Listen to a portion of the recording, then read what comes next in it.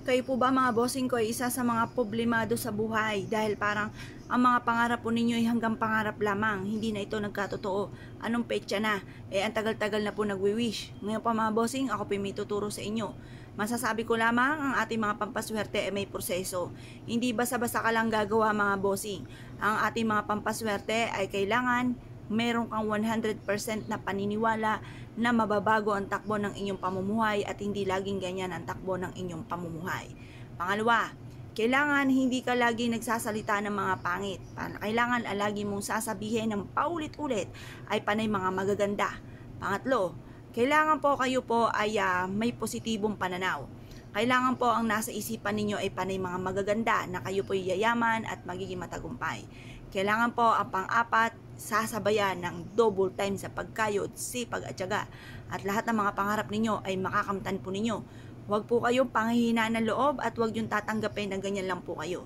Huwag nyo sabihin na kayo ay malas o tanggap nyo na at masaya na kayo sa buhay po ninyo. Dapat po mga bossing maraming pangarap. Laging lumalaban sa hamon ng buhay, hindi sumusuko. Ngayon po mga bossing, bukod po dyan, kailangan tatandisin nyo sa inyong kalooban kung anong gusto nyo pong gawin na pampaswerte.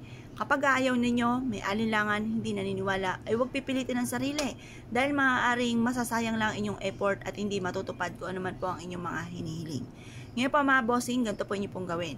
6:30 or kaya po 7:00, kayo po humarap sa may silangan at manalangin ng taimtim na mula sa inyong pong puso. At pagkatapos mga bossing ko, kayo po ay positive lamang, sabihin niyo po sa pamamagitan ng pampaswerteng ito, humawa ka ng dahon ng laurel at ang asin, ay matutupad lahat ang mga pangarap ko sa aking buhay. Kung ano man ang mga pagsubok na ito, ay kaagad ko itong malalampasan. Ganoon ang mga pag-wish mga bossing. Tapos mga bossing ko, pagtapos na kayo mag-wish, lahat na po ay nasabi po ninyo na magkaroon ng sariling malaking bahay, magkaroon ng negosyo na dito na yayaman, magkaroon ng mga bagay na matagal na pinapangarap, matigil na ang pagtatalo ninyong dalawa ng inyong karelasyon at maging mabait na ang inyong pong mga anak. At saka malayo kayo sa anumang kapahamakan at kung kayo may karamdaman, gumaling na po kayo. Yan yung mga pinakamayor at ganoon din kung kayo may pagkakautang ay makabayad na sa pagkakautang. Ngayon pa mga bossing, pagtapos na po kayo, ilagay nyo po siya mga bossing ko sa isang ziplock. Pwede po yung ganito, isang ziplock. Pwede rin naman sa pouch na pula or pouch na ginto mga bossing.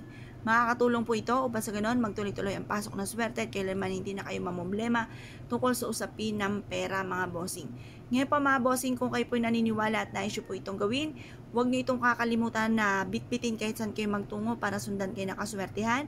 Or kaya po mga bossing ko, ito po ilagay rin sa ilalim ng inyo pong unan habang kayo natutulog para magkaroon kayo ng masarap na tulog at hindi po kayo kumbaga pag marami problema hindi makatulog Ang ending mukha ng panda tapos masakit ang ulo, mainit ang ulo, hindi na nakakapag-isip ng tama. Para makaisip ka ng tama, matulog ka ng mahimbing.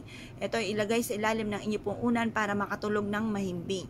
At syempre magdadasal, magukol ng panalangin bago kayo matutulog. Ngayon pa mga bossing, kung kayo po naniniwala at nais po itong gawin mga bossing, asya mga bossing, good luck po sa inyo po lahat.